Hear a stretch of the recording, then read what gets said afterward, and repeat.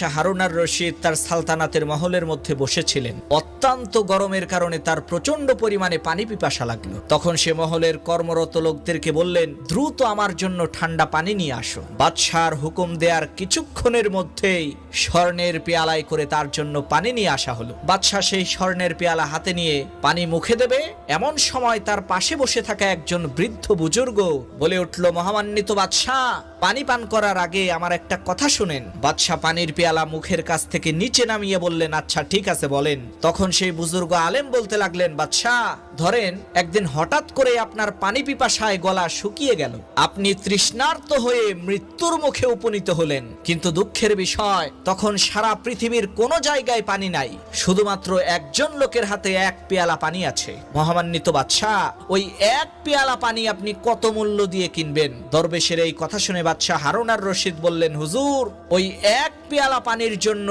আমি আমার অর্ধেক সালতানাত তাকে দিয়ে দেব, কেননা যে কোনো মূল্যেই হোক আমার ওই তৃষ্ণা মেটাতেই হবে। বাদশার এই কথা শুনে আলেম সাহেব মাথা ঝুঁকিয়ে বললেন, আচ্ছা ঠিক আছে। ধরেন ওই পানি পান করে আপনার পিপাসা নিবারণ করলেন, এরপর হঠাৎ করে আপনার পেশাব বন্ধ হয়ে গেল, পেশাব না করতে পেরে আপনি কাতা কবুতরের মতো ছটফট করছেন। এমন সময় একজন কবিরাজ আসলো, যার কাছে এই রোগের ঔষধ আছে। মহামান্বিত বাদশাহ, ওই ঔষধ কেনার জন্য ওই কবিরাজকে আপনি কি দিবেন? তখন বাদশাহ হারুন আর রশিদ বলল, হুজুর আমার বাকি যে অর্ধেক সালতানাত ছিল সেই অর্ধেক সালতানাত আমি ওই কবিরাজকে দিয়ে দেব ওই ঔষধটা ব্যবহার করার জন্য। বাদশার এই কথা শুনে সেই বুজুর্গ আলেম সাহেব মুস্কি হাসি দিয়ে বললেন, মহামান্বিত বাদশাহ, আপনার এই বিশাল সাম্রাজ্য এক পেয়ালা পানি পান করা এবং সেটাকে বের করার সমতুল্য।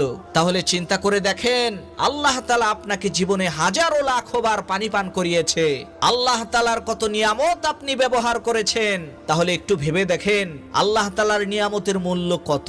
প্রিয় বন্ধুগণ, এই আলেম সাহেব বাদশাহ হারুন আর রশিদকে অন্য সময়ও কিন্তু এই কথাগুলো বলতে পারত, কিন্তু তিনি বলেন নাই, কারণ তিনি ওই সঠিক সময়ের অপেক্ষা করেছেন কখন বাদশাহ হারুন আর রশিদ পিপাসার্ত হবেন, তৃষ্ণার্ত হবেন। কারণ ক্ষুধার্ত না হলে তো ক্ষুধার মর্ম বোঝাই যায় না। তাই আমরা যখন মানুষকে ইসলামের দাওয়াত দেব, সঠিক সময়ের অপেক্ষা করব, তাড়াহুড়ো করব না।